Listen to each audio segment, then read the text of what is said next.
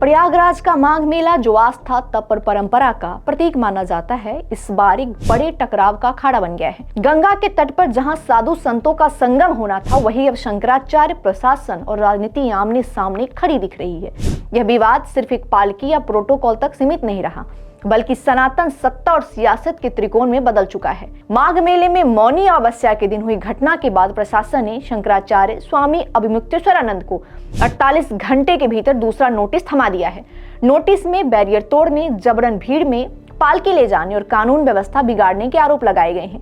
यहाँ तक चेतावनी दी गई है कि क्यों न उन्हें हमेशा के लिए माघ मेले से प्रतिबंधित कर दिया जाए। शंकराचार्य पक्ष का आरोप है कि यह कार्रवाई बदले की भावना से की गई। उनके मीडिया प्रभारी के मुताबिक नोटिस पंडाल के पीछे चुपचाप तरीके से चस्पा किया गया और देर रात एक कर्मचारी शिविर में आकर जवाब न देने की बात कहता रहा।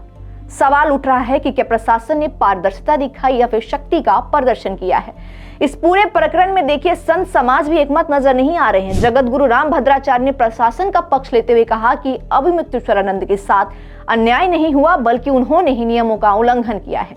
उनका कहना था कि गंगा स्नान के लिए पालकी से जाने की कोई परंपरा नहीं है, सभी संत पैदल ही जाते हैं। इसके उलट द्वारका पीठ के शंकराचार्य स्वामी सदानंद महाराज और गोवर्धन पीठ पुरी के शंकराचार्य निश्चलानंद सरस्वती खुलकर अभिमुक्तेश्वरानंद के समर्थन में आ गए।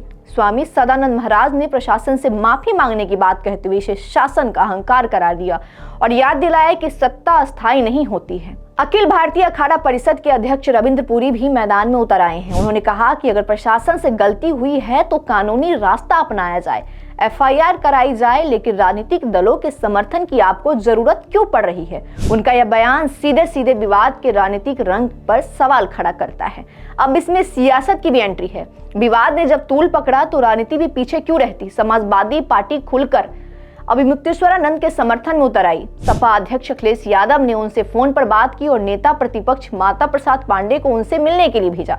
सपा का आरोप है कि सरकार सनातन की बात तो करती है, लेकिन एक संत के अपमान पर चुप है और यह मामला किसी बड़ी साजिश का हिस्सा हो सकता है, जिसे विधानसभा में उठाया जाएगा। सोचिए, ये मामला विधानसभा में पहुंचने वाला है। वहीं भाजपा सांसद साक्षी महाराज ने शंकराचार्य अभिमुक्तेश्वरानंद के बयानों को पूर्वाग्रह से ग्रसित बताया।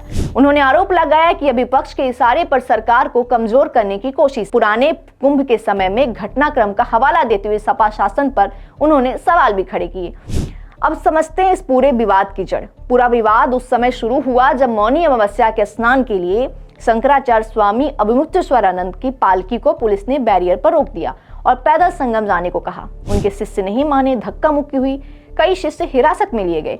आरोप है कि एक साधु को चौकी में पीटा गया। करीब 2 घंटे तक तनाव चला। अंततः शंकराचार्य की पालकी को संगम से 1 किलोमीटर दूर ले जाया गया। पालकी क्षतिग्रस्त हो गई और वो स्नान नहीं कर पाए। इसके बाद शंकराचार्य अपने शिविर में धरने पर बैठ गए और साफ कहा कि सम्मान प्रोटोकॉल के बिना वे गंगा स्नान नहीं करेंगे। यह टकराव अब केवल एक संत और प्रशासन का नहीं रहा। यह सवाल बन गया है कि क्या आस्था के प्रतीकों के साथ प्रशासनिक नियमों का संतुलन टूट रहा है। क्या सनातन के नाम पर राजनीति हो रही या फिर कानून व्यवस्था के नाम पर परंपराओं को कुचला जा रहा है।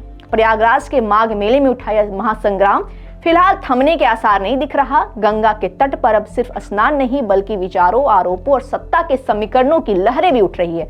आने वाले दिनों में यह भी देखना होगा कि यह विवाद समाधान की ओर जाता है या फिर एक बड़े टकराव का रूप लेता है।